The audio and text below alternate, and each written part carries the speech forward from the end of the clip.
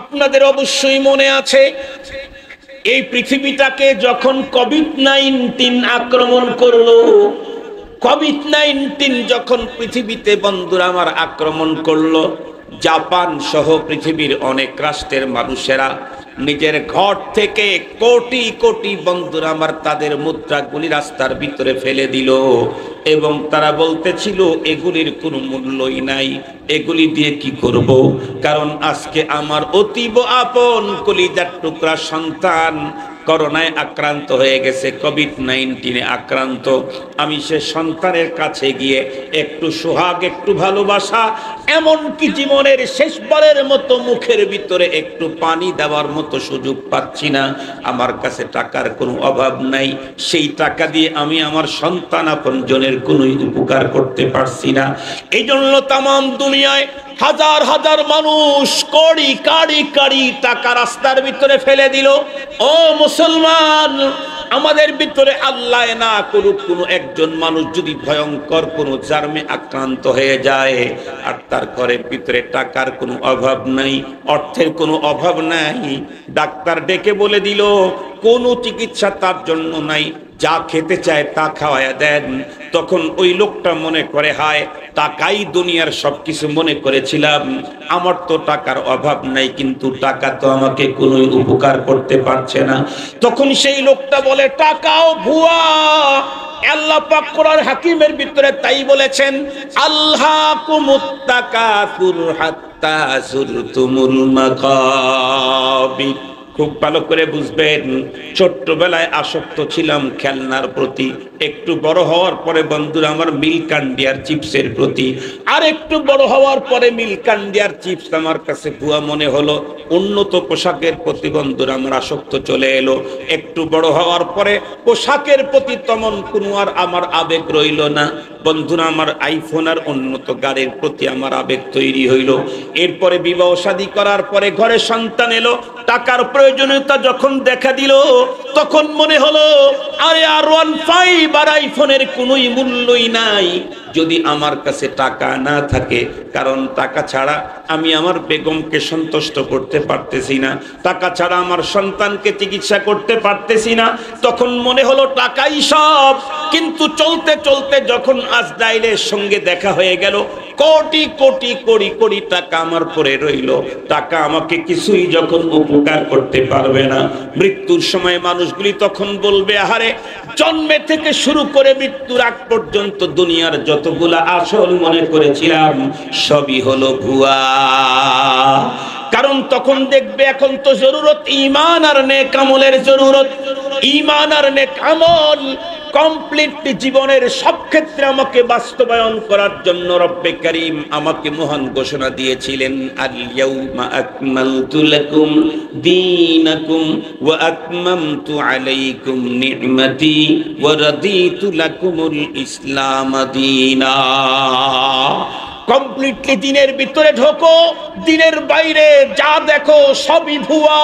ওয়ামাল হায়াতুদ দুনিয়া ইল্লা মাতাউল গুরুর। দিনের বাইরে যা দেখছি সবই ভুয়া, দুনিয়াটাই ভুয়া। মোল্লার বক্তব্য না আল্লাহর বক্তব্য? আল্লাহর বক্তব্য। মাল হায়াতুদ দুনিয়া ইল্লা মাতাউল গুরুর। এটা মোল্লার কথা না, এটা কার কথা? আল্লাহর কথা। রব বলেন লা তামশি ফিল আরদি মারাহা, জমিনের ভিতরে হাঁটতে গিয়ে দম্ভ দেখাবা না, দাম্ভিকতার সাথে জমিনে হাঁটবা না, অহমিকা অহংকারের সাথে জমিনে হাঁটবা না। কেন? কত ভাব দেখাও তুমি, কত ভাব, কি শক্তি তোমার আছে, তুমি জমিনকে চিনতে পারবা না, তুমি পাহাড় সম বড় হতেও পারবা না। বরং মনে রাখো, আমাদেরকে মনে রাখা দরকার আজকে জমিনের পিঠে আছি, সেদিন বেশি দূর নয় যেদিন আমাকে 3 সাদা কাপড়ে প্যাকেট করে জমিনের পেটে ঢুকায় দেবে। কথা বলেন? জমিনের পিঠে বিচরণ করতে যদি জমিনের মালিকের কোড না মানি, তাহলে জমিনের পেটে ঢুকতেই জমিন আমাকে শায়েস্তা করবে। আল্লাহ পাকের রাসূল সহিহ হাদিসে এভাবে দেখায়া দিয়েছেন বর্ণনায়, কবরের ভিতরে লাশ রাখার পর দুই দিকের কবরের মাটি এমন চাপ দিবে, নবীজি এভাবে আঙ্গুল দিয়ে দেখায়া দিয়েছেন, বুকের হাড্ডি একটা আরেকটার ভিতরে এভাবে ঢুকে পড়বে। মুসলমান ভাইরা রে, আমার কথা ভালো করে বুঝবেন। এই কারণে আল্লাহর জমিনের উপরে যতদিন পর্যন্ত আমরা বিচরণ করি, আল্লাহ পাক আমাদেরকে হায়াতে রেখেছেন। জীবনের প্রতিটি ক্ষেত্র, প্রতিটি অপশন, প্রতিটি ফাংশনে আল্লাহ প্রদত্ত কোড আর নীতিমালা দিয়েছেন। সেই নীতির বাইরে যাওয়ার কোনো পারমিশন নাই, প্রয়োজনও নাই। কেন নাই? আল-ইয়াউমা আকমালতু লাকুম দীনাকুম ওয়া আতমামতু আলাইকুম নি'মাতি ওয়া রাদিতু লাকুমুল ইসলাম দীনা। তোমাকে যে দিন দেওয়া হলো, কমপ্লিট কোড অফ লাইফ, জীবনের এমন কোনো অপশন ফাংশন নাই যেখানে ইসলাম তোমাকে সুন্দর স্পষ্ট নীতিমালা দিতে পারে নাই। যেমন হাঁটার ব্যাপারটাই বলা হলো, তাহলে হাঁটতে নিষেধ করলেন এক পদ্ধতিতে, কোন পদ্ধতিতে হাঁটবো সেই পদ্ধতিও আল্লাহ পাক কোরআন শরীফের ভিতরে বলে দিলেন। আল্লাহ বলেন, ওয়া ইবাদুর রাহমানিল্লাযীনা ইয়ামশুনা আলাল আরদি হাওনা ওয়া ইযা খাতাবাহুমুল জাহিলুনা ক্বালু সালামা। রহমানের গোলাম যারা হবে, রহমানের বান্দা যারা হবে, তারা তো জমিনের উপরে চলবে বড় বিনয়ের সঙ্গে। শুধুই জমিনের উপরে বিনয়ের সঙ্গে চলবে তাই না, বরং জমিনের ভিতরে চলতে চক্ষুটাকে কোন দিক দিয়ে চলতে হবে এই বর্ণনাও কোরআনে পাকে আল্লাহ পাক রব্বুল আলামিন দিয়েছেন। খুব ভালো করে বুঝবেন যে ইসলাম আমাকে পদচারণা করার, পায়চারি করার পদ্ধতি দিল।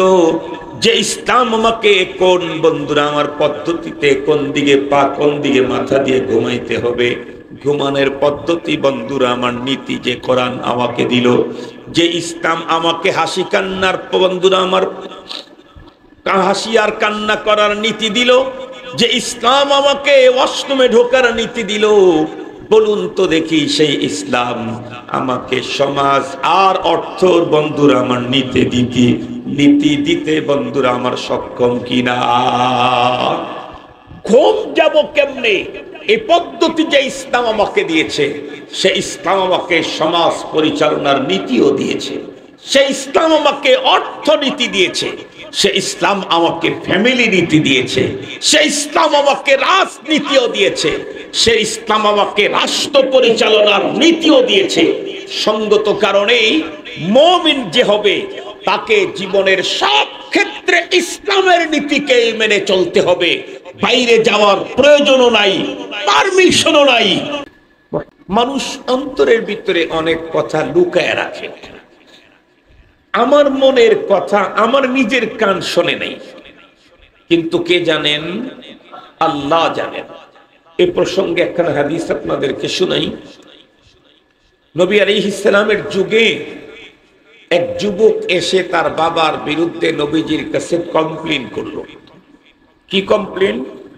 ওগো নবীজি, আমার বাবা আমার সম্পদের মধ্যে তসরুফ করে, আমি এটার বিচার চাই। এদিকে যার সন্তান, যার বিরুদ্ধে পয়গম্বরের নিকট বিচার দিতে আসছেন, উনি জানতে পারছেন যে তার সন্তান তার বিপক্ষে নবীজির কাছে আপিল করতে গেছে। এটা শুনেই বাবার অন্তর বড় ব্যথিত আর দুঃখিত হয়েছে। অতিরিক্ত দুঃখ আর বেদনার কারণে দিলের ভিতরে কিছু কবিতা আবৃত্তি হয়ে গেছে। মানুষ কিন্তু অধিক ব্যথায় পড়লে তখন অটোমেটিকলি কবিতা বের হতে থাকে। এই লোকেরও তাই হয়েছে। কিন্তু আশ্চর্য কথা হলো, তার অন্তরে সন্তান তার বাবার বিরুদ্ধে নবীজির কাছে অভিযোগ করছে, এ কথার কারণে যেই কবিতাগুলি আবৃত্তি হয়েছে, সেই কবিতাগুলি এখনো উনি ওনার মুখে উচ্চারণ করেন নাই, যার কারণে তার নিজের কানও শোনে নাই। কারণ আমার কান শুনতে চাইলে তো আমার জবানে উচ্চারণ করতে হবে, শুধুই দিলে দিলে রাখছেন। যখন নবী আলাইহিস সালামের নিকটে এসে ছেলে যখন অভিযোগ করছে, নবী আলাইহিস সালাম বললেন, তোমার অভিযোগের সুষ্ঠু বিচারের জন্য তো বাদী বিবাদী দুইজনকে হাজির লাগবে। তো তুমি তো বাদী, বিবাদী তোমার বাবা, তো তোমার বাবাকে আমার কাছে ডেকে নিয়ে আসো, তারপরে তোমাকে সমাধান দিচ্ছি। যুবক যখন তার বাবাকে ডাকার জন্য গেলেন নবীজির নির্দেশে, এই ফাঁকে আল্লাহ পাক জিবরাইল আমিনকে তার রসুলের কাছে পাঠিয়ে দিলেন। জিবরাইল আমিন এসে পয়গম্বরকে বললেন, ওগো নবীজি, কিছুক্ষণ পূর্বে একটা যুবক তার বাবার বিরুদ্ধে আপনার কাছে অভিযোগ দিতে এসেছিল। বলে, হ্যাঁ। আপনি জানেন কি, আপনার কাছে যার সন্তান অভিযোগ দিতে এসেছে সেই বাবা এক মেসেজ পাওয়ার পরে তার দিল দুঃখিত হয়ে আশ্চর্য আবেগী কিছু কবিতা আবৃত্তি করেছে। মজার কথা হলো, সেই কবিতাগুলি তার দিলের কবিতা, তার নিজের কান শোনে নাই, পৃথিবীর কেউ শোনার কোনো প্রশ্নই আসে না। সেই কবিতাগুলি কি কি এটা আল্লাহ পাক আমাকে জানায়া দিয়েছেন আপনাকে বলে দেওয়ার জন্য। এই কবিতাগুলি আমি আপনার কাছে পড়লাম, আপনি এই কবিতাগুলি নিয়ে নেন। জিবরাইল আমিন পয়গম্বরের সামনে কবিতাগুলি শুনিয়ে দিলেন। কিছুক্ষণ পর পিতা পুত্র দুইজন নবীজির দরবারে হাজির। নবী আলাইহিস সালাম ছেলেকে জিজ্ঞাসা করলেন, তোমার জানি কি কমপ্লেইন? ছেলে তখন বলল যে আমার সম্পদের ভিতরে বাবা তসরুফ করে। নবীজি বললেন, তাহলে আমি বিচার করে দেব। জি। নবীজি বললেন, আনতা ওয়া মালুকা লিআবিকা। বিচার কি করলো? আনতা ওয়া মালুকা লিআবিকা। তোমার তো অভিযোগ ছিল বাবা তোমার সম্পদে তসরুফ করে, আর তার ফয়সালা হলো শুধু তোমার সম্পদ না, তুমি এবং তোমার সম্পদ উভয়টা তোমার বাবার। সুবহানাল্লাহ বলবেন কি একটু? তুমি এবং তোমার সম্পদ উভয়টা কার? তোমার বাবার। আমার জিনিস আমি ব্যয় করলে কি তসরুফ হবে? না। নবী যখন এমন বিচার করে দিলেন, যুবক তো চলে গেল। যুবকের বাবাও বিষণ্ণ মনোভাব নিয়ে বসে আছেন, উনিও চলে যেতে চাইলেন। নবীজি বললেন, এই যুবকের বাবা, তুমি বসো। নবী আলাইহিস সালাম তাকে ডেকে বললেন, তোমার সন্তান আমার নিকটে তোমার বিরুদ্ধে অভিযোগ দিতে এসেছে। এ কথাটি তোমার কানে যাওয়ার পরেই তোমার অন্তর ব্যথিত হয়ে, ব্যথিত হৃদয়ে বড় চমৎকার আবেগী কবিতা আবৃত্তি করে ফেলেছে। তোমার দিলের সেই কবিতাগুলি আমি তোমাকে শোনায় দেই। সাহাবী তো অবাক হয়ে গেলেন। সাহাবী তো অবাক হয়ে গেলেন। আমার দিলের কবিতা তো আমার কানই শোনে নাই, অন্য শোনার প্রশ্নই তো আসে না। নবীজি জানলেন কেমনে? তাইলে কি নবীজি আলিমুল গায়ব? না, নবীজি আলিমুল গায়ব নন। আল্লাহর কোরআনে আল্লাহ তার রাসূলকে দিয়ে ঘোষণা করাইছেন, কুল ইন্নামাল গায়বু লিল্লাহ। ওগো রাসূল, আপনি বলেন গায়েবের ইলম একমাত্র আল্লাহর কাছে, তবে গায়েবের খবর নবীদের কাছে আছে। গায়েবের খবর নায়েবে নবীদের কাছেও আছে। যে জিনিসটা এখনো হয় নাই, আগামী দিনে হবে, এই রকম খবর কোরআনে আর হাদিসে আছে না নাই? যারা কোরআন আর হাদিস জানে তারা গায়েবের আগামী দিনের ওই খবরগুলি কোরআন আর হাদিস থেকে বলতে পারে। সেম নবীও বলতে পারতেন। গায়েবের ইলম নবীজির কাছে নাই, গায়েবের খবর আছে। গায়েবের খবর কি? আল্লাহ পাক যেই অদৃশ্য, যেই ঘটনাগুলি ঘটে নাই আগামী দিনে ঘটবে, যেইগুলি আল্লাহ তার রাসূলকে মেসেজ করেছেন, খবর দিয়েছেন, সেইগুলি পয়গম্বরের কাছে আছে। এবং এই জাতীয় কথা কোরআন হাদিসের মাধ্যমে আলেমরাও বলতে পারে। কিয়ামতের আগে এই হবে, এই হবে, এই হবে, এটা তো গায়েব, এটা তো হয় নাই, হবে, সেগুলি উলামায়ে কেরাম বলতে পারে। এটা হলো গায়েবের খবর। গায়েবের ইলম কি কি ঘটতে যাচ্ছে রব জানান নাই, তাহলে সেগুলি নবী রসুল ওলামা গাউস কুতুব কারো বলার মতো কোন সুযোগ নাই। এখন সাহাবী বললেন, ওগো নবীজি, আমি তো এই কবিতাগুলি আমার অন্তরে মাত্র ব্যথার কারণে তৈরি হয়েছিল, আমার জবানে উল্লেখ করি নাই, আপনি জানলেন কেমনে? নবী আলাইহিস সালাম মুস্কি হেসে তার সাহাবীকে বললেন, যিনি তোমার অন্তর্যামী, তোমার অন্তরে এই কথাগুলা উদয় হতেই রব্বে করিম তার মালুমাতে গেছে, রব জিবরাইল আমিনকে দিয়ে তোমার কবিতাগুলি আমাকে শোনায়া দিয়েছে। আখবারানি আলিমুল গায়ব, তোমার অন্তরের এই ভিতরের কথার খবর আমাকে রব্বুল আলামিন দিয়েছেন জিবরাইল আমিনের মাধ্যমে। তাহলে মানুষের অন্তরের গোপন কথার খবর কার কাছে? আর একটু জোরে বলেন। সঙ্গত কারণে দুই খুতবার মাঝখানে সশব্দে আওয়াজ করে দোয়া করার প্রয়োজনীয়তা নেই।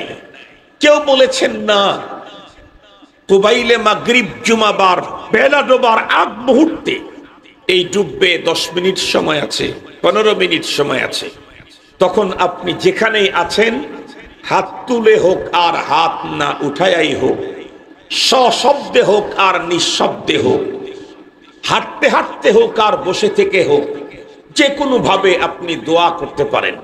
দোয়া মানে ডাকা, আবেদন আল্লাহ পাকের কাছে জমা দিতে পারেন।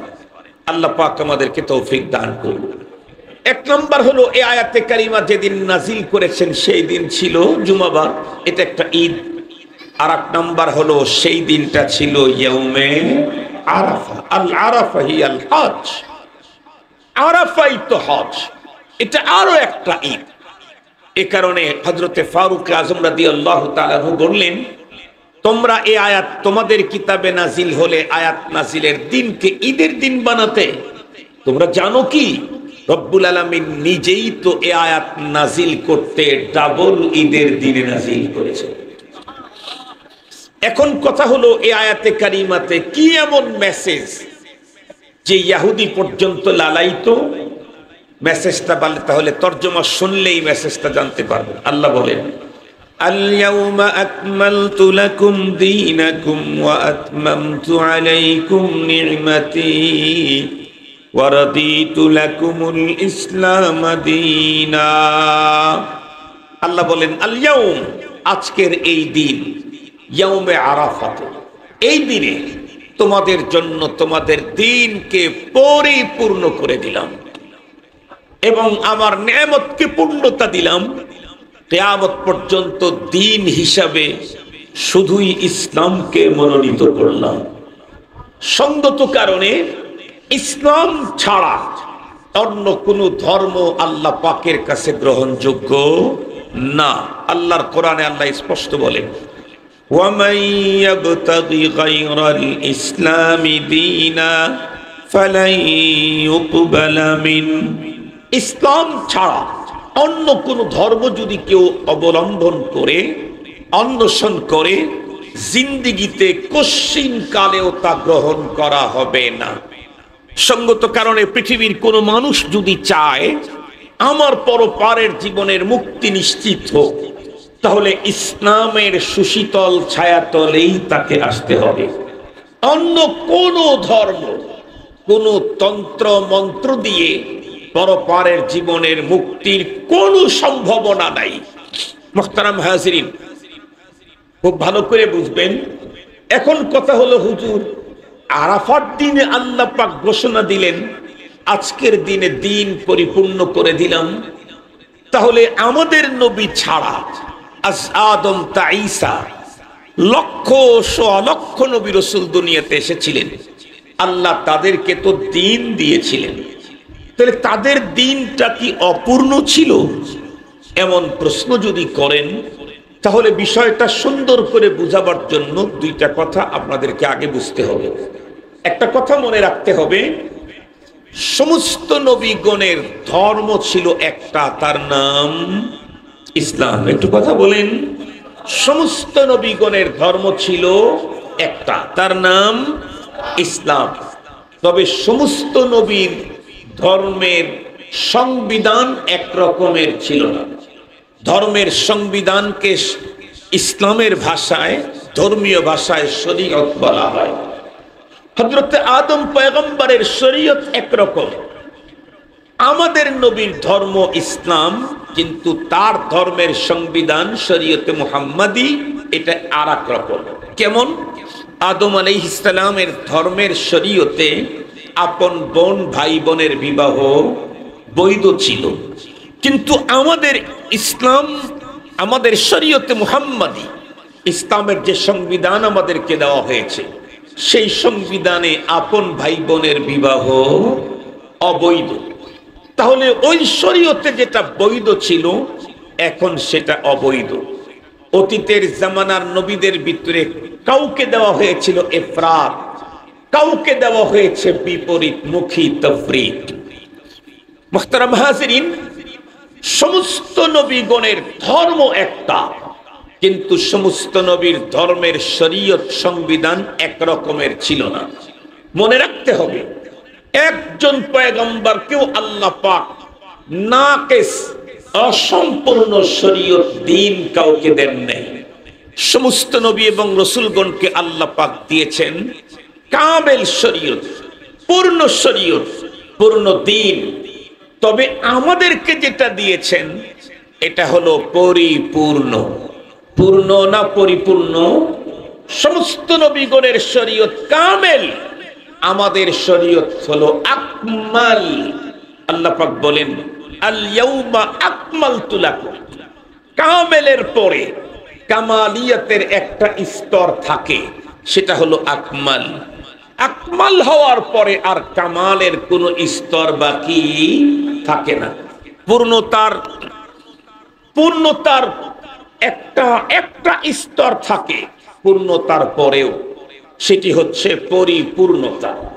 পরিপূর্ণতার পরে পূর্ণতার আর কোনো অপশন থাকে না। সঙ্গত কারণেই এই আয়াতে কারিমা নাজিল হওয়ার পর খোদ রব্বুল আলামিন কোরআন শরীফের ভিতরে আর কোনো বিধি বিধানের আয়াত নাজিল করেন নাই। এই আয়াত নাজিলের পর কেন? আল্লাহ পাক জানায় দিলেন আল ইয়াউম আকমালতু লাকুম দীনাকুম, আজকের দিনে আমি তোমাদের জন্য তোমাদের দিন পরিপূর্ণ করে দিলাম। মুহতারাম হাজিরিন, আমরা পেয়েছি পরিপূর্ণ দিন। সঙ্গত কারণেই একজন মানুষের জীবনের শুরু থেকে, জন্মের আগ থেকে মৃত্যুর পর পর্যন্ত যত দিক, যত সাইড, যত অপশন, যত ফাংশন আছে, প্রত্যেকটি দিক, সাইড, অপশন, ফাংশনে মানুষ কিভাবে চলবে, এজন্য ইসলাম আমাকে, আমার দ্বীন আমাকে স্পষ্ট নীতিমালা দিয়েছেন। আল হালালু বাইয়িন ওয়াল হারামু বাইয়িন, স্পষ্ট নীতিমালা দিয়েছেন। সঙ্গত কারণে একজন মুসলিম ইসলাম ধর্ম গ্রহণ করার পরে জীবনের কোনো সাইড, কোনো দিক, কোনো অপশন, কোনো ফাংশন, কোনো জায়গায়, কোনো দেশে, কোনো পরিবেশে কখনোই অন্য কোনো জাতিদের সভ্যতা সংস্কৃতিকে ধার করে আনার প্রয়োজন নেই। শুধু প্রয়োজন নেই তা না, বরং পারমিশনও নেই। আল্লাহ পাক বলেন ইয়া আইয়ুহাল্লাযীনা আমানু উদখুলু ফিস-সিলমি কাফা, হে ঈমানদার, তোমাকে অর্ডার করছি আমি রব, উদখুলু ফিস-সিলমি কাফা, তুমি ইসলামের ভিতরে পুরাপুরি ঢুকে পড়ো। এমনটি যেন না হয় মসজিদে তুমি মুসলিম, বাজারে নয়। এমনটি যেন না হয় রোজাতে তুমি মুসলিম, পোশাকে নয়। এমন যেন না হয় তুমি হজে তুমি মুসলিম, রাজনীতিতে নয়। এমন যেন না হয় তুমি যাকাতে মুসলিম, অর্থনীতিতে নয়। এমন যেন না হয় তোমার জীবনের যত অপশন, যত ফাংশন, যত দিক, যত সাইট আছে, সবগুলি দিক তোমার জন্মের আগ থেকে মৃত্যু পর্যন্ত টোটাল লাইফটাকে সুন্দরভাবে ইহকালীন জীবনের শান্তি, পরকালীন জীবনের মুক্তি কমপ্লিট করার জন্য কমপ্লিট কোড অফ লাইফ তোমাকে দেওয়া হয়েছে। আল-ইয়াউমা আকমালতু লাকুম দীনাকুম। সঙ্গত কারণে মুমিন পরিচয় দিলে জীবনের কোনো ক্ষেত্রেই বিজাতীয় সভ্যতা চয়েসের অধিকার, পারমিশন কোনোটাই তোমার নাই। মুহতারাম হাজিরিন, কথাগুলো একটু ভালো করে বোঝার জন্য চেষ্টা করতে হবে। অত্যন্ত দুঃখের সাথে বলতে হয়, ইসলাম আমাকে দিল কমপ্লিট কোড অফ লাইফ, আমার জীবনের কমপ্লিট কোড দিয়েছেন। যেই কোড মানলে আমি দুনিয়াতেও শান্তি পাবো, মরণের পরে মুক্তি নিশ্চিত হবে। রব্বুল আলামিন মেসেজ দিয়েছেন, ইন্নাল্লাযীনা আমানু ওয়া আমিলুস সালিহাত কানাত লাহুম জান্নাতুল ফিরদাউসি নুজুলা খালিদিনা ফিহা লা ইয়াবগুনা আনহা হিওয়ালা। আল্লাহ পাক বলেন, দুইটা পুঁজি মাত্র তুমি অর্জন করো মিয়া, তোমার টোটাল লাইফ, নারী হও আর পুরুষ হও, দুইটা জিনিস অর্জন করো। একটা হলো ঈমান আর একটা হলো ইসলাম। এই দুটি নিয়ে কে তুমি যদি থাকতে পারো, দুটি নিয়ে, তাহলে তোমার মৃত্যুর সাথে সাথে তোমাকে মেহমানদারি করা হবে জান্নাতুল ফিরদাউস। তোমার জন্য মেহমানখানা, সেটা হলো জান্নাতুল ফিরদাউস। লাগবে হলো দুইটা জিনিস, ঈমান লাগবে, ইসলাম লাগবে। ইসলাম ইজ কমপ্লিট, আমাদের দিন কমপ্লিট কোড আছে। জন্মের আগে থেকে ইসলাম আমাকে নীতি দিয়েছে। একজন সন্তান জন্ম নিলেই তার ডান কানে আজান, বাম কানে ইকামতের নীতি কে দিয়েছে? ইসলাম। একজন সন্তান জন্ম নিবে, এ সন্তান পেটে থাকতে মা কি কি কাজ করবে, এ ব্যাপারে নীতিমালা দিয়েছে ইসলাম। সারা জীবন কেমনে ঘুমাবে, কেমনে চলবে, কেমনে উঠবে, কেমনে বলবে, পোশাক কেমন হবে, টয়লেটে যাওয়া কেমনে কেমনে যাবে, গোসলখানায় কেমনে ঢুকবে, গোসল কেমনে করবে, খানা কেমনে খাবে, মল ত্যাগ কেমনে করবে, টোটাল সমস্ত জিনিসের স্পষ্ট বর্ণনা দিয়েছে আমাকে ইসলাম। দুঃখ পেলে কান্না করবে, কান্নাটা কেমনে করবে, অনেক বেশি আনন্দিত হলে হাসবে, হাসিটা কেমনে দিবে, ইসলাম আমাকে সে কোড, সে সিস্টেম, সে পদ্ধতি দিয়েছে। শুধু কি তাই না, প্রতিটি মানুষ জমিনের ভিতরে পায়চারি করবে, জমিনের ভিতরে পায়চারি করবে, হাঁটবে। হাঁটবে কেমনে, সেই কোড, সেই পদ্ধতি, সেই সিস্টেম আমাকে কোরআন দিয়েছে। আল্লাহর কোরআন আল্লাহ বলেন, ওয়ালা তামশি ফিল আরদি মারহা ইন্নাকা লান তাখরিকাল আরদা ওয়া লান তাবলুগাল জিবালা তুলা। ইসলাম আমাকে পদ্ধতি শিখায়া দিচ্ছে, জমিনের ভিতরে হাঁটবা কেমনে। রব বলেন, লা তামশি ফিল আরদি মারহা, জমিনের ভিতরে হাঁটতে গিয়ে দম্ভ দেখাবা না, দাম্ভিকতার সাথে জমিনে হাঁটবা না, অহমিকা অহংকারের সাথে জমিনে হাঁটবা না। কেন? কত ভাব দেখাও তুমি, কত ভাব, কি শক্তি তোমার আছে, তুমি জমিনকে চিনতে পারবা না, তুমি পাহাড় সম বড় হতেও পারবা না। বরং মনে রাখো, আমাদেরকে মনে রাখা দরকার, আজকে জমিনের পিঠে আছি, সেদিন বেশি দূর নয় যেদিন আমাকে 3 সাদা কাপড়ে প্যাকেট করে জমিনের পেটে ঢুকায় দেবে। কথা বলেন, জমিনের পিঠে বিচরণ করতে যদি জমিনের মালিকের কোড না মানি, তাহলে জমিনের পেটে ঢুকতেই জমিন আমাকে শায়েস্তা করবে। আল্লাহ পাকের রাসূল সহিহ হাদিসে এভাবে দেখায়া দিয়েছেন বর্ণনায়, কবরের ভিতরে লাশ রাখার পর 2 দিকের কবরের মাটি এমন চাপ দিবে, নবীজি এভাবে আঙ্গুল দিয়ে দেখায়া দিয়েছেন, বুকের হাড্ডি একটা আরেকটার ভিতরে এভাবে ঢুকে পড়বে। মুসলমান ভাইরা রে, আমার কথা ভালো করে বুঝবেন। এই কারণে আল্লাহর জমিনের উপরে যতদিন পর্যন্ত আমরা বিচরণ করি, আল্লাহ পাক আমাদেরকে হায়াতে রেখেছেন, জীবনের প্রতিটি ক্ষেত্র, প্রতিটি অপশন, প্রতিটি ফাংশনে আল্লাহ প্রদত্ত কোড আর নীতিমালা দিয়েছেন। সেই নীতির বাইরে যাওয়ার কোনো পারমিশন নাই, প্রয়োজনও নাই। কেন নাই? আল-ইয়াউমা আকমালতু লাকুম দীনাকুম ওয়া আতমামতু আলাইকুম নি'মাতি ওয়া রাদিতু লাকুমুল ইসলাম দীনা। তোমাকে যে দিন দেওয়া হলো, কমপ্লিট কোড অফ লাইফ, জীবনের এমন কোনো অপশন ফাংশন নাই যেখানে ইসলাম তোমাকে সুন্দর স্পষ্ট নীতিমালা দিতে পারে নাই। যেমন হাঁটার ব্যাপারটাই বলা হলো, তাহলে হাঁটতে নিষেধ করলেন এক পদ্ধতিতে, কোন পদ্ধতিতে হাঁটবো সেই পদ্ধতিও আল্লাহ পাক কোরআন শরীফের ভিতরে বলে দিলেন। আল্লাহ বলেন, ওয়া ইবাদুর রাহমানিল্লাযীনা ইয়ামশুনা আলাল আরদি হাওনা ওয়া ইযা খাতাবাহুমুল জাহিলুনা ক্বালু সালামা। রহমানের গোলাম যারা হবে, রহমানের বান্দা যারা হবে, তারা তো জমিনের উপরে চলবে বড় বিনয়ের সঙ্গে। শুধুই জমিনের উপরে বিনয়ের সঙ্গে চলবে তাই না, বরং জমিনের ভিতরে চলতে চক্ষুটাকে কোন দিক দিয়ে চলতে হবে এই বর্ণনাও কোরআনে পাকে আল্লাহ পাক রব্বুল আলামিন দিয়েছেন। খুব ভালো করে বুঝবেন যে ইসলাম আমাকে পদচারণা করার, পায়চারি করার পদ্ধতি দিল।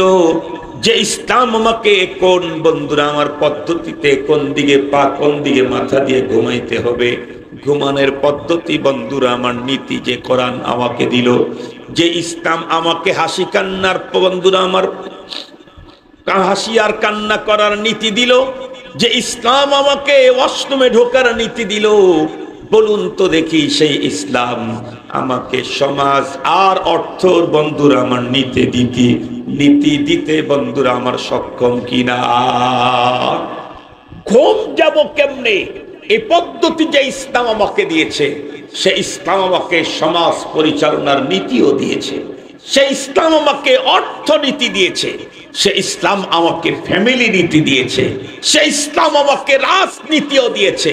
সে ইসলাম আমাকে রাষ্ট্র পরিচালনার নীতিও দিয়েছে। সঙ্গত কারণেই মুমিন যে হবে তাকে জীবনের সব ক্ষেত্রে ইসলামের নীতিকে মেনে চলতে হবে। বাইরে যাওয়ার প্রয়োজনও নাই, পারমিশনও নাই। দুঃখের সাথে বলতে হয়, ইসলাম যখন এত বড় স্পষ্ট কথা বলল, সেই ক্ষেত্রে আমার দেশের কেউ কেউ বলে কোরআনের সাথে রাজনীতির সম্পর্ক নাই, কোরআনে নাকি রাজনীতি নাই। তাদের ব্যাপারে আপনাদের মন্তব্য কি হতে পারে? আমি ভদ্রচিত্তে তাদের ব্যাপারে দুইটা মন্তব্য করতে পারি, দুইটা বক্তব্য দিতে পারি। নাম্বার ওয়ান, খুব ভালো করে বুঝবেন, সেটা হলো যে বলবে কোরআনের সাথে রাজনীতির সম্পর্ক নাই, তার জন্য বলা যেতে পারে তোমার সাথে ধর্মের কোনো সম্পর্ক নাই। এ হলো একটা। আর যদি বলেন হুজুর একটু সফট কথা বলেন, তাহলে এটা বলতে হবে, খুব ভালো করে বুঝবেন, কোরআনে রাজনীতি আছে কিন্তু কোরআনের সাথে তোমার সম্পর্ক নাই। মুহতারাম হাজিরিন, এর বাইরে আর কোনো বক্তব্য দেওয়ার মতো সুযোগ তাদের জন্য নেই। দুনিয়ার মাত্র কয়েকদিনের রঙিন দুনিয়ার চেয়ার আর পাওয়ারের লালসায় মানুষ পরপারের চিরস্থায়ী আখিরাতটাকে বিনষ্ট করে ফেলে, অথচ কোনো গ্যারান্টি নাই চেয়ার পর্যন্ত আমার লাইফ চলবে কি না। ঠিক বললাম না বে? ঠিক বললাম। আমাদের সিরাজগঞ্জ যমুনা পার হয়ে এপারে ঢুকলেই টাঙ্গাইল, যমুনা সেতু পার হয়ে ঢাকার দিকে, চিটাঙ্গের দিকে আসতে থাকলেই যমুনার এপারেই হচ্ছে টাঙ্গাইল। তো টাঙ্গাইলে সর্বপ্রথম যে বড় একটা স্টেশন, বড় একটা বাজার আছে, সেটা হলো এলেঙ্গা। এলেঙ্গা আবার একটা পৌরসভা। এই পৌরসভার একটা ওয়ার্ডের মেয়র, কাউন্সিলর কয়েক লক্ষ টাকার ঋণ দেনা ধার করে বিগত সময়ে কাউন্সিলর নির্বাচিত হয়ে গেল। আগে কেমনে কোন পদ্ধতিতে নির্বাচিত হয়েছে এটা তো আর খুলে বলার দরকার নাই। এটা আমাদের একেবারে বাচ্চা থেকে শুরু করে বৃদ্ধ পর্যন্ত প্রত্যেকেই জানে, কেরামান কাতিবিন তো জানে, ইবলিসও জানে। কিসে জানে কথা বলেন? ইবলিসও জানে যে কি কোন পদ্ধতিতে এগুলি হইতো। তো হয়েছে মাত্র 1.5 মাস। 1.5 মাস সে তার পদে বসার পরে আকস্মিক একটা রোগে আক্রান্ত হলো। 1.5-2 মাস মনে হয়, হবে না 3 মাস এরকম। এরপরে উনি একটা রোগে আক্রান্ত হয়ে গেলেন। তাকে দেশে আর চিকিৎসা হচ্ছে না, দেশের বাইরে নেওয়া হলো। দেশের বাইরে যে উনি গেলেন, পরে আর জীবিত অবস্থায় বাসায় ফেরেন নাই, কফিন করে আসলেন তার বাড়িতে। এখন তার অবস্থা কি হলো? এই যে লক্ষ লক্ষ টাকা ব্যয় করে নির্বাচন করেছিল, বৈধ অবৈধর কথাই বলি না, নির্বাচন করলো, এত ঋণ দেনা লোন করে 3 মাস পরেই দুনিয়া থেকে চিরবিদায় নিল। বলুন তো দেখি কি পরিমাণে মসনদার চেয়ারের স্বাদটা পেল? কিছুই পেল না। মাঝখান থেকে পুরা পরিবারকে ঋণের সমুদ্রে ভাসায় দিয়ে গেল। এই হলো দুনিয়া, এই হলো দুনিয়া। এই জন্য আল্লাহ পাক দুনিয়া তৈরি করেছেন যিনি, উনি দুনিয়ার ব্যাপারে বক্তব্য দিলেন, ওয়ামাল হায়াতুদ দুনিয়া ইল্লা মাতাউল গুরুর, ওয়ামাল হায়াতুদ দুনিয়া ইল্লা মাতাউল গুরুর।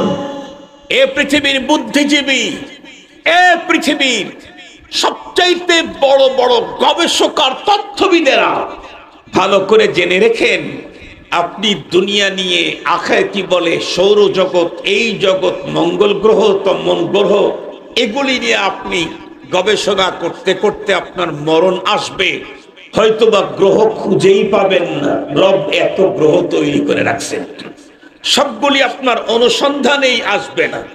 জীবনে হয়তোবা এ পর্যন্ত একটাতে গেছে মঙ্গল গ্রহ আর একটা চাঁদ, এটা একেবারে বাড়ির পাশের গ্রহ।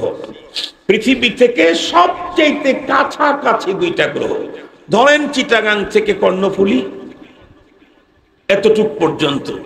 আরো কত গ্রহ, কত নক্ষত্র রব তৈরি করে রেখেছেন। গবেষণা করতে করতে করতে করতে 10-20 বছর পরে নতুন এক তারকার আবিষ্কার করে বিজ্ঞানীরা, বলে নতুন এক তারকা পেয়েছি। সে তারকা কেমন? পৃথিবী থেকে সূর্য 13 লক্ষ গুণে বড়, আর ওই সূর্যের তুলনায় তারকা 20 লক্ষ গুণে 10 লক্ষ গুণে বড়। এটা 20 বছর পরে পরে একটা তারকা পায়, 15 বছর পরে একটা তারকা পায়। বলেন তো দেখি, ওদের খোঁজাখুঁজি কি শেষ হয়ে গেছে না মাত্র শুরু হয়েছে? কথা বলেন না কেন? মাত্র শুরু হয়েছে। তাই যদি সূর্যের তুলনায় 20 লক্ষ গুণে বড় তারকা সন্ধানে পায়, যেগুলি পর্যন্ত এখনো যায় নাই আর আরো দূরে আছে, সেগুলা কয়েক কোটি গুণে বড়। এই জন্য তাম দুনিয়ার গবেষকদেরকে বলি, গবেষণা করতে করতে আল্লাহ প্রদত্ত আয়ু ফুরিয়ে যাবে, শেষ হবে। একটা কথা শুনে রাখো, এত দূরে ঘোড়া দৌড়ানোর চাইতে যিনি ফিল্ড তৈরি করেছেন তার কাছ থেকেই ফিল্ডের তথ্য সংগ্রহ করা বুদ্ধিমানের কাজ। যিনি আসমান জমিন তৈরি করেছেন, দুনিয়া যিনি বানাইলেন, উনি বলেন মাল হায়াতুদ দুনিয়া ইল্লা মাতাউল গুরুর। পৃথিবীর এই জীবন শুধুই ধোঁকার সামগ্রী। ভুয়া বলে না, ভুয়া।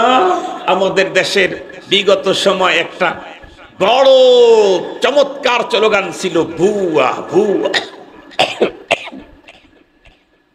অমুক ভুয়া, তমুক ভুয়া। গভীর ভাবে লক্ষ্য করলে কোরআনে বলে দিতেছে, দুনিয়াই তো ভুয়া রে, দুনিয়াই তো ভুয়া। মাল হায়াতুদ দুনিয়া ইল্লা মাতাউল গুরুর। দুনিয়া যে ভুয়া, এটা বুঝবার জন্য আমি আমাদের জীবনের ছোট্ট একটা ইতিহাস আপনাদেরকে শোনাই। আপনাদের মনে পড়ে কিনা, আমরা যখন একদম ছোট ছিলাম তখন কিন্তু আমাদের মনের ভিতরে একটা জিনিসের চাহিদা ছিল অস্বাভাবিক, একদম ছোট থাকতে। সেটি কি? খেলনার চাহিদা ছিল খুব সিরিয়াস।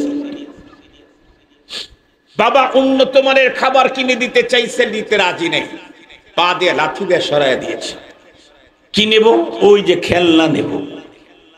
কোনো কিছু কিনে দেয় নাই, শুধু খেলনা দিয়েছে। তাহলে খাবারের দরকার আর আজকে নাই, বিকেল বেলায় একবারে 3 ওয়াক্ত খেয়ে নেব, শুধু খেলনা নিয়ে ঘুরতেছে খেলনা।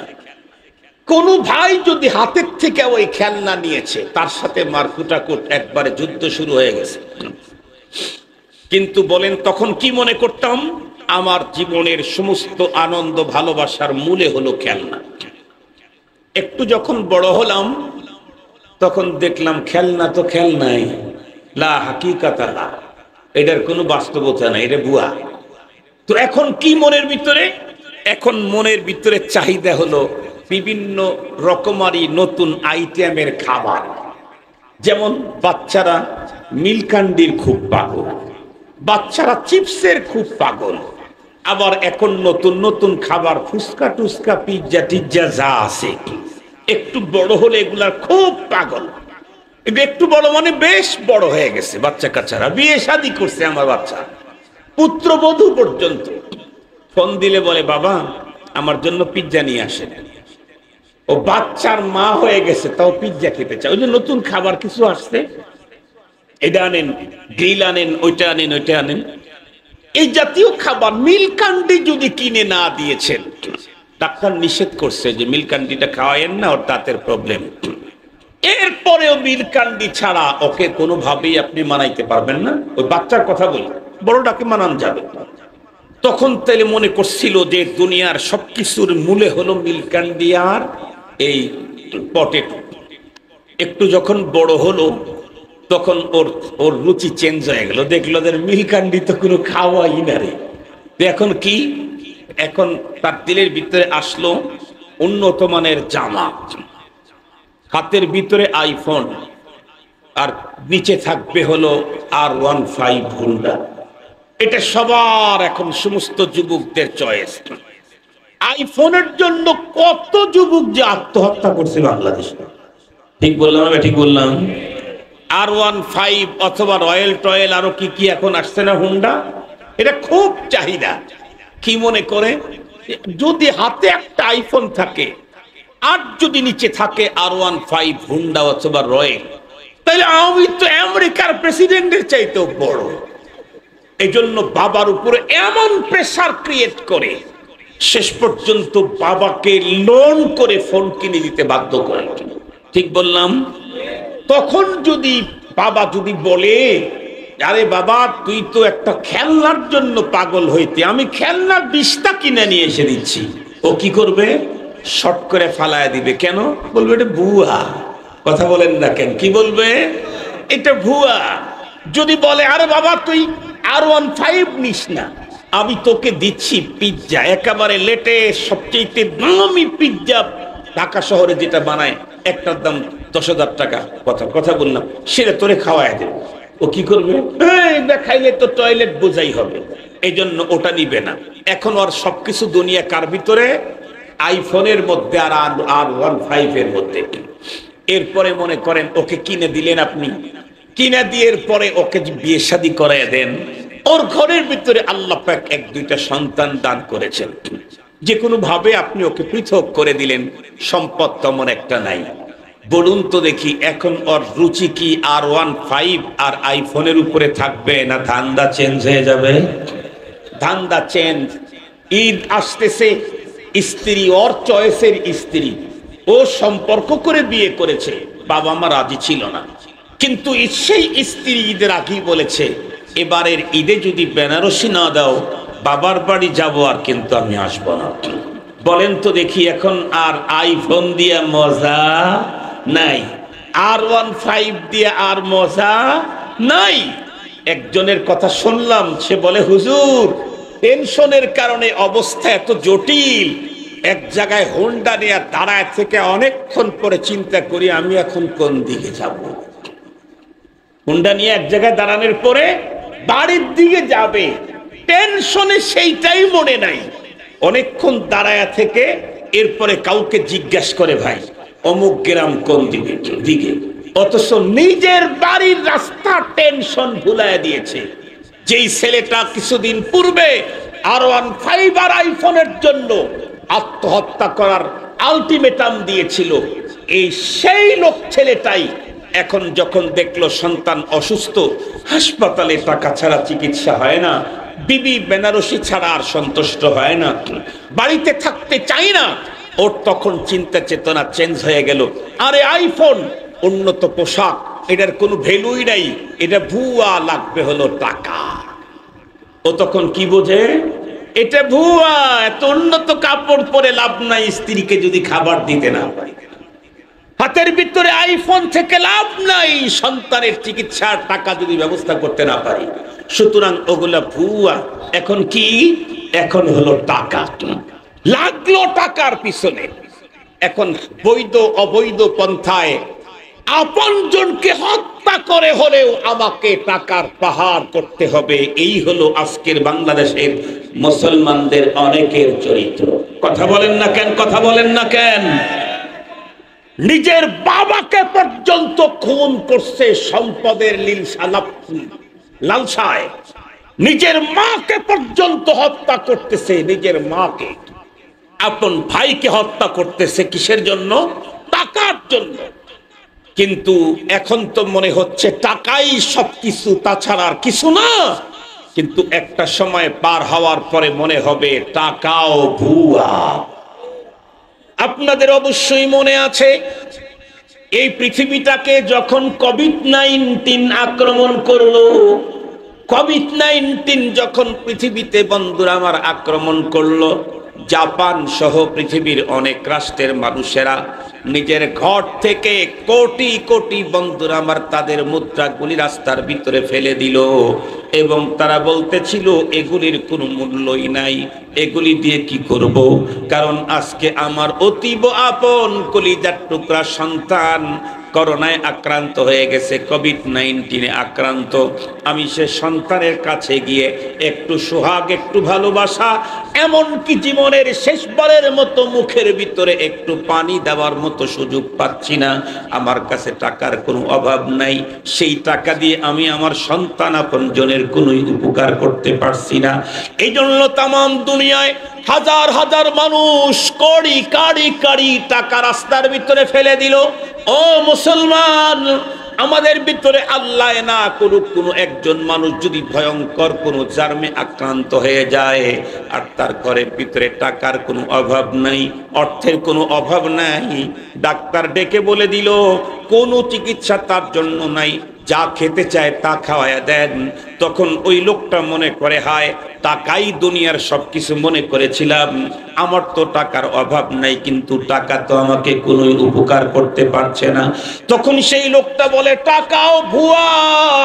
আল্লাহ পাক কোরআন হাকিমের ভিতরে তাই বলেছেন, আল্লাহকুমুত তাকাসুর হাত্তা যুরতুমুল মাকাবির। খুব ভালো করে বুঝবেন, ছোট্টবেলায় আসক্ত ছিলাম খেলনার প্রতি, একটু বড় হওয়ার পরে বন্ধুরা আমার মিল্ক ইন্ডিয়ার চিপসের প্রতি, আর একটু বড় হওয়ার পরে মিল্ক ইন্ডিয়ার চিপস আমার কাছে ভুয়া মনে হলো, উন্নত পোশাকের প্রতি বন্ধুরা আমার আসক্ত চলে এলো, একটু বড় হওয়ার পরে পোশাকের প্রতি তেমন কোনো আর আমার আবেগ রইল না বন্ধুরা আমার, আইফোন আর উন্নত গাড়ির প্রতি আমার আবেগ তৈরি হইল। এরপরে বিবাহ শাদী করার পরে ঘরে সন্তান এলো, টাকার প্রয়োজনীয়তা যখন দেখা দিল, তখন মনে হলো আরে R15 আর আইফোনের কোনোই মূল্যই নাই যদি আমার কাছে টাকা না থাকে। কারণ টাকা ছাড়া আমি আমার বেগমকে সন্তুষ্ট করতে পারতেছি না, টাকা ছাড়া আমার সন্তানকে চিকিৎসা করতে পারতেছি না। তখন মনে হলো টাকাই সব। কিন্তু চলতে চলতে যখন আজরাইলের সঙ্গে দেখা হয়ে গেল, কোটি কোটি কোটি কোটি টাকা আমার পরে রইল, টাকা আমাকে কিছুই যখন উপকার করতে পারবে না, মৃত্যুর সময় মানুষগুলি তখন বলবে আহারে জন্মে থেকে শুরু করে মৃত্যুর আগ পর্যন্ত দুনিয়ার যতগুলা আসল মনে করেছিলাম সবই হলো ভুয়া। কারণ তখন দেখবে এখন তো জরুরত ঈমান আর নেক আমলের জরুরত। ঈমান আর নেক আমল কমপ্লিটলি জীবনের সব ক্ষেত্রে আমাকে বাস্তবায়ন করার জন্য রব্বে কারীম আমাকে মহান ঘোষণা দিয়েছিলেন, আল ইয়াউমা আকমালতু লাকুম দীনাকুম ওয়া আতমামতু আলাইকুম নি'মাতি ওয়া রাদিতু লাকুমুল ইসলাম দীনা। কমপ্লিটলি দিনের ভিতরে ঢোকো, দিনের বাইরে যা দেখো সবই ভুয়া। ওয়ামাল হায়াতুদ দুনিয়া ইল্লা মাতাউল গুরুর, দিনের বাইরে যা দেখছি সবই ভুয়া, দুনিয়াটাই ভুয়া। মোল্লার বক্তব্য না আল্লাহর বক্তব্য? আল্লাহর বক্তব্য। মাল হায়াতুদ দুনিয়া ইল্লা মাতাউল গুরুর, এটা মোল্লার কথা না, এটা কার কথা? আল্লাহর কথা। মুহতারাম হাজিরিন, সঙ্গত কারণেই আমি যদি বলি আমি মুসলিম, তাহলে জীবনের কোনো ক্ষেত্রে কোনো জায়গাতে ইসলামের বাইরে যাওয়ার প্রয়োজন নাই, পারমিশনও নাই। যদি যাই মুসলিম মুমিন দাবি করে যদি ইসলামের বাইরে যাই, তাহলে রাসূল করিম সাল্লাল্লাহু আলাইহি ওয়াসাল্লামের ভয়ঙ্কর মেসেজ কি? আল মারউ মা'a মান আহাব্বা। তুমি মুসলিম বলার পরে, মুমিন বলার পরে, তোমার কাছে যদি ইহুদিদের কালচার মহব্বত লাগে, হিন্দুদের সভ্যতা যদি তোমার কাছে প্রিয় লাগে, ভালো লাগে, তাহলে যার কালচার তোমার অন্তরে ভালো লাগবে, পরপারে তোমাকে তার কাতারে দাঁড় করা দাও। ভয়ঙ্কর মেসেজ। একটা ঘটনা বলেই আমি আমার আলোচনাকে ইতি টানছি, শেষ করে দিচ্ছি। মুহতারাম হাজিরিন, দেখতে দেখতে কিন্তু 1 ঘন্টা হয়ে গেল, মাত্র 2 মিনিট বাকি আছে। আমার ওয়াজের নেশাব হলো 1 ঘন্টা, তাহলে 2 মিনিটে শেষ করে দেই। ঘটনাটা বলবো? আচ্ছা, ঘটনাটা বললে পুরা ওয়াজের খুব ভালো করে ওয়াজাহাত হবে, বুঝে আসবে, এজন্য বলি। ঘটনাটা আমার দাদার কাছ থেকে শোনা না, মায়ের বাড়ি নানির কাছ থেকেও শুনি নাই। হাকিমুল উম্মত মুজাদ্দিদুল মিল্লাত শাহ আশরাফ আলী থানভী রাহমাতুল্লাহ আলাইহি লিখছেন, মক্কাতুল মুকাররমায় একজন আলেম মানুষের ঘটনার বর্ণনার শর্ট করে বলতেছি, এজন্য অনেক কথা ছেড়ে দিচ্ছি। এক আলেমের ইন্তেকাল হলে তাকে একটা কবরের ভিতরে দাফন করে দেয়। অনেক বছর পরে ওই ফ্যামিলিতে একজন মেয়ে মানুষের ইন্তেকাল হলো। আপনারা যারা মক্কা মদিনায় থাকছেন তারা জানেন, বাংলাদেশের কবর আর মক্কা মদিনার কবরের সিস্টেম একরকম না, ভিন্ন রকম। তো দেশে এই এক কবরের ভিতরে দীর্ঘদিন পরে আবার অন্য মানুষকে দাফন করার সিস্টেম অনেক আগের থেকে চালু আছে। তারা চিন্তা করলো, আলেমের লাশ এতদিন হয়ে গেছে যে হয়তো তার লাশের কোনো অংশ নাই, থাকলেও 2-4টা হাড্ডি গুড্ডি থাকতে পারে, ওটা এক জায়গায় জড়ো করে রাখলেই তো হলো। হজের মৌসুম ছিল তখন। এক পর্যায়ে মেয়েটার গোসল করানোর পরে, কাফন পরানোর পরে তার লাশ নিয়ে গেছে কবরস্থানে দাফন করার জন্য। উপর থেকে যখন ঢাকনাটা সরাইয়া দিয়েছে, কবরের উপর থেকে যা সরানো দরকার সেটা সরাইছে। সরানোর পরে দেখে আজীব এক অবস্থা। কি দিব্যি কিছুক্ষণ আগে সদ্য দাফন করা একটা লাশ দেখা যাচ্ছে, মনে হচ্ছে কিছুক্ষণ আগে দাফন করে গেছে। অবাক কাণ্ড, কারণ এটা তো জেনারেল হসপিটাল, কবরস্থান না, এটা তো পারিবারিক কবরস্থান, এখানে তো যে কেউ দাফন করতে পারেন। এরপরে কাফনের কাপড়ের দিকে তাকায় লক্ষ্য করে দেখে আরো আশ্চর্য। কি? আরব আমিরাতে কাফনের কাপড় যেটা ব্যবহার করা হয়, এই কাফনে সেই কাপড় ব্যবহার করা হয়নি। এরপরে যখন লাশটার যখন চেহারার দিক থেকে কাপড় সরায় ফেলছে, তখন আরো আশ্চর্য। কি? এটা কোনো পুরুষের লাশ না, একটা মেয়ে মানুষের লাশ। এরপরে মেয়েটার লাশের দিকে, চেহারার দিকে গভীরভাবে লক্ষ্য করে দেখতেছে, এটা আরবের কোনো মানুষের মতো মনে হচ্ছে না, এটা ইউরোপিয়ান মানুষের মতো মনে হচ্ছে। আপনারা সহজে বুঝবার জন্য বলি, নাইজেরিয়ার মানুষদের কালার দেখলেই বোঝা যায়। জিজ্ঞাসা করা দরকার আছে যে আপনার বাড়ি কোন দেশে? জিজ্ঞাসা করা দরকার নেই। মালয়েশিয়ার ইন্দোনেশিয়া, কথা বলেন না কেন? মালয়েশিয়ার ইন্দোনেশিয়া দেখলেই বোঝা যায় এটা মালাই। ইন্দোনেশিয়া এই বডি দেখলেই, ফিটনেস দেখলেই বোঝা যায় কি এটা ইন্দোনেশিয়া। ওই মহিলার চেহারা দেখে বুঝে ফেলছে। এখন কথা হলো, কাফনের যে কাপড় ব্যবহার করা হয়েছে এটাও ইসলামী কোন পদ্ধতিতে ব্যবহার করা হয়। অনেকগুলি প্রশ্ন এক জায়গায়, মুহূর্তের ভিতরে খবর ছড়ে গেল। ইউরোপের হাজিদের ভিতরে একজন হাজির কানে এ মেসেজ গেলে হাজিটা দৌড়ে চলে আসে।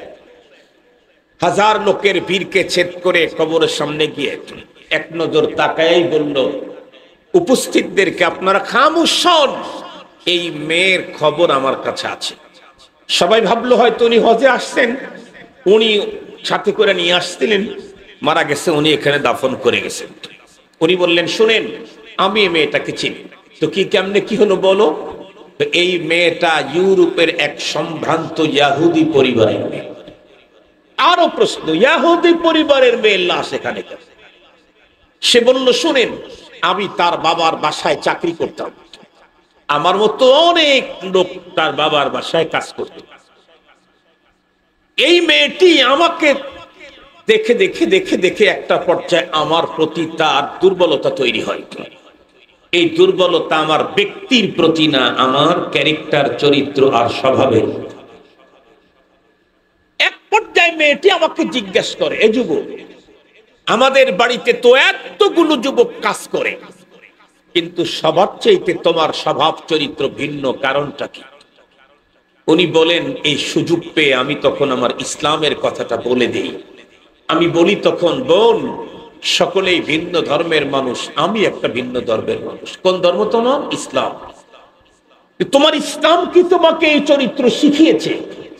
উনি বলেন, আমি তখন বলি, জি, ইসলাম তো এত সুন্দর, যার 100 ভাগের 10 ভাগ সৌন্দর্য আমি আমার ভিতরে আনতে পারি নাই, আরো 90 ভাগ ইসলামের সৌন্দর্য এখনো আমার অনাদায়ী রয়েছে। এ কথা বলার কারণে খ্রিস্টান মেয়ের অন্তরের ভিতরে, বন্ধুরা আমার, ইসলামের প্রতি মায়া তৈরি হয়, আকর্ষণ তৈরি হয়। একটা পর্যায়ে বলে, তুমি তোমার ইসলাম সম্পর্কে আমাকে কিঞ্চিত আলোকপাত করতে পারো নাকি? লোকটি তখন বলল, আমি মাঝে মাঝে সুযোগ পেলেই মাহাসিনে ইসলামের উপরে ছোট্ট ছোট্ট টিপস তার সামনে পেশ করি। চলতে চলতে একটা পর্যায়ে আমাকে ডেকে বলে, এত সুন্দর অনুপম চরিত্র শিক্ষা যে দিয়েছে ইসলামের মূলে কে? তখন আমি বলি, আমাদের পয়গম্বর মুহাম্মাদুর রাসূলুল্লাহ সাল্লাল্লাহু আলাইহি ওয়াসাল্লাম, যার কাছ থেকে আমরা এই চরিত্র পেয়েছি, যাকে দিয়েছিলেন রব্বুল আলামিন, ইন্নাকা লাআলা খুলুকিন আযীম, মহান চরিত্র। বলে, তোমাদের পয়গম্বরের জীবন চরিত্রের উপরে কোনো বই আছে?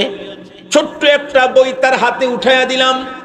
কিছুদিন চলার পরেই মেয়েটি দ্বীনের প্রতি, পয়গম্বরের প্রতি পরিমাণে আসক্ত হয়ে গেল। সে আমাকে বলে, তুমি আমাকে কালেমা পড়ে তোমার ধর্মে দীক্ষিত করে নাও। আমি ওকে কালেমা পড়ায়া ইসলাম ধর্মে দীক্ষিত করলাম, তবে শর্ত দিলাম, বোন, কোনোভাবেই তোমার বাবার বাসায় আমি থাকা পর্যন্ত তোমার ইসলাম প্রকাশ করবা না, কারণ তোমার ফ্যামিলি বড় সিরিয়াসলি প্রভাব প্রতিপত্তির অধিকারী। তারা যদি জানে তাদের মেয়েকে আমি ধর্মান্তরিত করেছি, তাহলে আমাকে জিন্দা কবর দিয়ে দিবে। মেয়েটি রাজি হয়ে গেল। একটা পর্যায়ে সে মাঝে মাঝেই বলতো, ভাই, ইসলামের কথা আমি গোপন রাখতে চাই না, কিন্তু আমি তাকে বারণ করতাম। রপ্তা রপ্তা হঠাৎ করে রোগে আক্রান্ত হলো। দেখতে দেখতে চিকিৎসা দেওয়ার আগেই মেয়েটা যখন মারা গেল, আমার দিল তখন ফেটে চৌচির হয়ে গেল। এই মেয়েটিকে তো ইসলামের সুন্দর সাজে সাজায়া কবরস্থ করা দরকার, কিন্তু আমার তো সেই সুযোগ নাই। তারা তাদের পদ্ধতিতে, খ্রিস্টানদের পদ্ধতিতে মেয়েটাকে খ্রিস্টানদের কবরস্থানে দাফন করে দিল। তার মৃত্যুর পরে আমার দিলটা ভেঙে গেল। আমি তাদের বাবার বাড়ির কাজ ছেড়ে দিয়ে নিজের দেশে, নিজের এলাকায় চলে আসলাম। ছোট্ট ব্যবসা শুরু করলাম। একটা পর্যায়ে আল্লাহ পাক আমাকে প্রচুর সম্পদের মালিক বানিয়ে দিল। এই বছর আমি হজ ব্রত পালন করতে এসেছি। এমন মুহূর্তে যখন আওয়াজটা শুনতে পেলাম, আমার মন তখন বলতেছিল, সত্যি যদি মক্কার কোন কবরের ভিতরে ইউরোপী নারীকে দেখা যায়, তাহলে ওই নারী ছাড়া বর্তমানে অন্য কেউ হওয়ার সম্ভাবনা নাই। তাই আমি দৌড়ে এসেছি দেখার জন্য, সত্যি তো সেই মেয়ে। উলামায়ে কেরাম তখন বলে দিলেন, এই খ্রিস্টানদের রাজ্য থেকে, তাদের কবরস্থান থেকে মেয়ের লাশ আর্দে মুকাদ্দাস, বন্ধুরা আমার, মক্কাতুল মুকাররমা পর্যন্ত চলে আসার কারণটা তো একদম স্পষ্ট, ঈমান আর পয়গম্বরের প্রতি মহব্বত। এখন প্রশ্ন হলো আলেমের লাশ গেল কোথায়? তখন তো মোবাইল ফোন ছিল না। ইউরোপী হাজিকে বলা হলো, তুমি যদি পারো তাহলে এই মেয়েকে যেই কবরস্থানে দাফন করেছিল সেই কবরটাকে খনন করে দেখবা। আলেমের মুখে এমন দাড়ি ছিল, এমন ভুরু ছিল, নাকটা এমন, কপালটা এমন ছিল, বলে দিল। এক পর্যায়ে আল্লাহর বান্দা হজ ব্রত পালন করার শেষে যখন চলে আসলেন, বন্ধুরা আমার, তার পূর্বের সেই বন মহাজনের বাড়িতে চলে গেলেন। গল্প করতে করতে যখন এই কথা বলে ফেললেন, ওরা তখন বলল, তুমি বুঝি মক্কা মুকাররমা গিয়ে ফুল পাগল হয়ে আসতো? খ্রিস্টানদের মেয়ে, তার লাশ যদি স্থানান্তরিত হয় তাহলে খ্রিস্টানদের কোন জমিনে যাবে, তার লাশ কেন মক্কাতুল মুকাররমায় যাবে? উনি সুযোগ পেলেন, উনি বললেন, তাহলে যেহেতু অবিশ্বাস করতেছেন, চলুন চলেন যাই, একটু তার কবর খনন করে মাটিটা সরাইয়া দেখি। আমি গ্যারান্টি দিলাম আপনার মেয়ের লাশ পাবেন না, কোনো হাড্ডিও পাবেন না। এক পর্যায়ে চলে আসলো, কবর খনন করার পরে সত্যিই তাই, কাফনের কাপড় খোলার পরে দেখা গেল, হ্যাঁ, দাড়িওয়ালা একজন, বন্ধুরা আমার, মানুষের লাশ। যেমনটি তাকে বলা হয়েছিল তেমনটি। এক পর্যায়ে বন্ধুরা আমার, আবার তাকে সেখানেই কবরস্থ করা হলো। মেসেজ পাঠানো হলো মক্কায়, উলামায়ে কেরামের অনুসন্ধানী টিম তৈরি করা হলো। অনুসন্ধানী টিম পুরা মক্কার ঘরে ঘরে অনেক জায়গাতে গিয়ে গিয়ে আলেম সম্পর্কে রিপোর্ট সংগ্রহ করা শুরু করলো। সকলেই একই মেসেজ দিয়ে দিল, এর মতো দিনদার আলেম এই যুগে আমরা মক্কাতে আর একজন দেখি নাই। সব জায়গা থেকে যখন এমনই মেসেজ, শেষ পর্যন্ত সিদ্ধান্ত নিল, চলো তার স্ত্রীর কাছে শেষবারের মতো আমরা মেসেজ অনুসন্ধান চালাই। স্ত্রীর কাছে এসে বলল, স্ত্রী কান্না বন্ধুরা আমার কণ্ঠে বলল, আমার স্বামী শুধু ইবাদতেই এক নাম্বার ছিলেন না, মুআমালাত, মুআশারাত এবং আখলাকেও এক নাম্বার ছিলেন।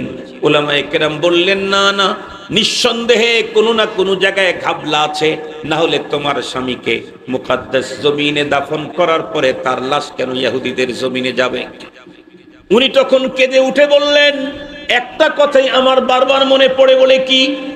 আমার স্বামীর সঙ্গে আমাদের বিশেষ সাক্ষাৎ হওয়ার পরে প্রচন্ড শীতের দিনে যখন ফজরের সালাতের আগে গোসল করার জন্য যাইতাম, কন্টিনিউ উনি একটা কথাই বলতেন, ইসলামের এই সংস্কৃতি আমার চয়েস হয় না। নাউজুবিল্লাহ বলেন মিয়া। আমার কাছে খ্রিস্টানদের এই সিস্টেমটা চয়েস হয়। খ্রিস্টানদের ধর্মে স্বামী স্ত্রী সহবাসের পরে গোসলের কোনো বাধ্যবাধকতা নেই। আল্লামা হাকিমুল উম্মত থানবী লিখেছেন, ইস্তেহসানে কুফর ভি কুফর হে, ইস্তেহসানে কুফর ভি কুফর হে। কুফরি কোন মতবাদকে মোহাব্বত করাটাও বন্ধুরা আমার কুফরি। খুব ভালো করে বুঝবেন। সমস্ত উলামায়ে কেরাম বললেন, ইহুদিদের একটা মাত্র কালচার তার অন্তরে চয়েস হওয়ার কারণে তার হারামের নামাজ তাকে রক্ষা করতে পারে নাই, তার তাহাজ্জুদ, আওয়াবিন, চাষ আর ইশরাক তাকে রক্ষা করতে পারে নাই। আল মারউ মা'a মান আহাব্বা, যার সাথে যার মুহাব্বত, তার সাথে তার আখিরাত। তার মুহাব্বত ছিল ইহুদিদের কালচারের প্রতি। আমল কিন্তু ইহুদিদেরটা করেন নাই। আমল কি ইহুদিদেরটা করছেন? আমল তো ইসলামেরটাই করেছেন। গোসলি দিয়েছেন, তীব্র শীতের ভিতরে কষ্ট করে গোসলি দিয়েছেন, শুধুই মুহাব্বতের জায়গাতে।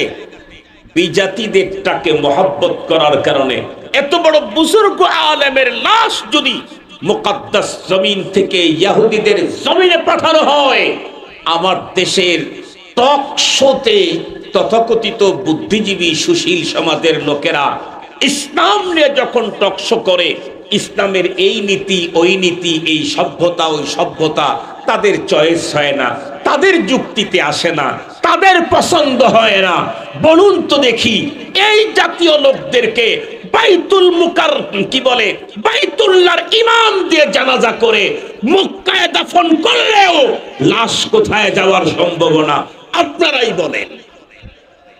আজকে দুঃখের সাথে বলতে হয়, ভরাক্রান্ত হৃদয় নিয়ে বলছি, দুটি ব্যথা অন্তরের উপরে মনে হয় যেন আসমান জমিনকে চাপিয়ে দিয়েছে।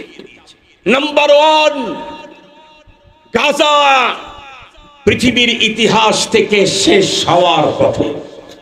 গাজা নামক আর কোন শহর হয়তো পৃথিবী দেখতে কতদিন লাগবে আল্লাহই ভালো জানে।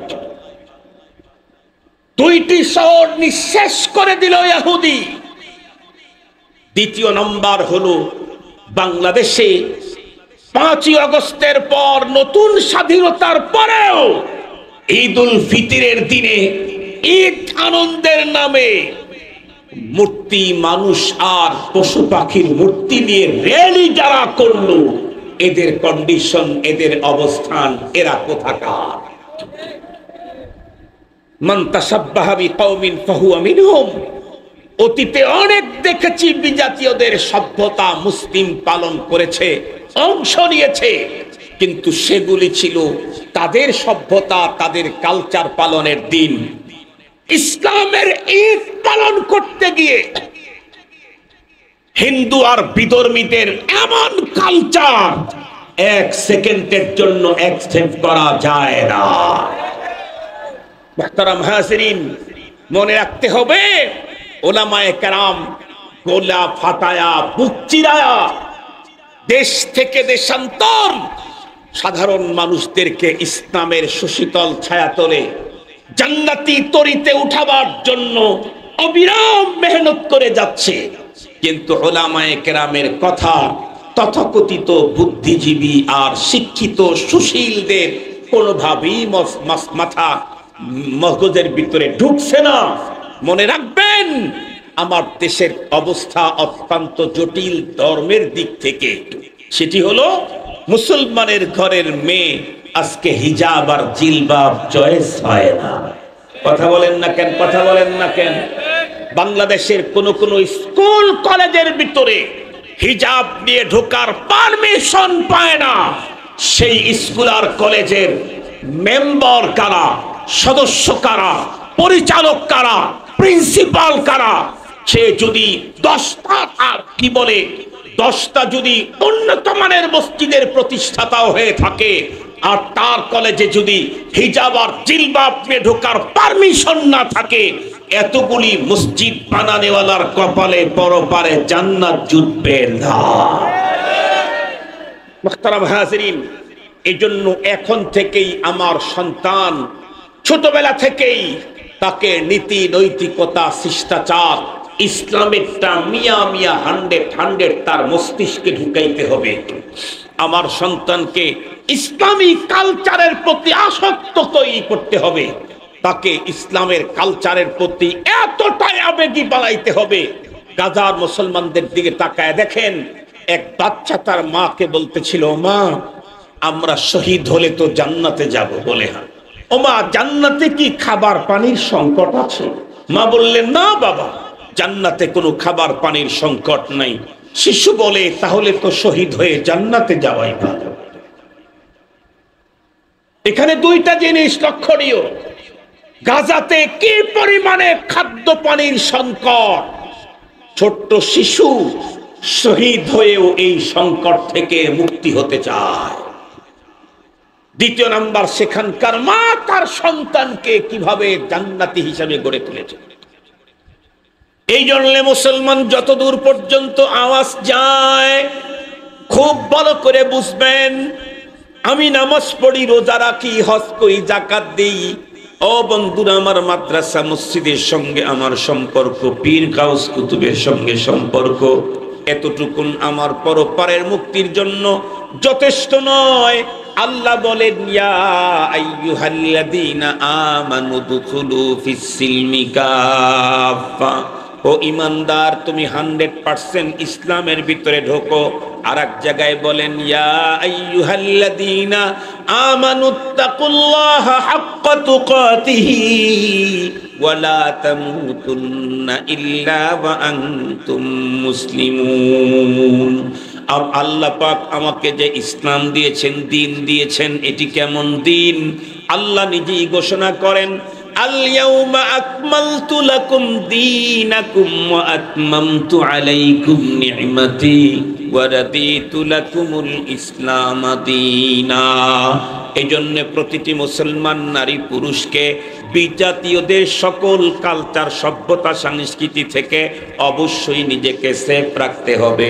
খুব ভালো করে বুঝবেন, আমাদেরকে আল্লাহ পাক রব্বুল আলামিন যে দিন দিয়েছেন, এই দিনের ভিতরেই আমাকে দিয়েছেন পৃথিবীর সবচাইতে উন্নত মানের সভ্যতার সংস্কৃতি। এর চাইতে উন্নত সংস্কৃতি দুনিয়ার কেউ কোনো দিন আবিষ্কার করতে পারে না। আল্লাহ পাক আমাদের প্রত্যেককে জীবনের প্রতিটি ক্ষেত্রে ইসলামের দেওয়া বিধিবিধান ফলো করার তৌফিক দান করুক। ওয়া আখিরু দাওয়ানা আনিল হামদুলিল্লাহি রাব্বিল আলামিন। ওয়াসসালামু আলাইকুম ওয়া রাহমাতুল্লাহি ওয়া বারাকাতুহু।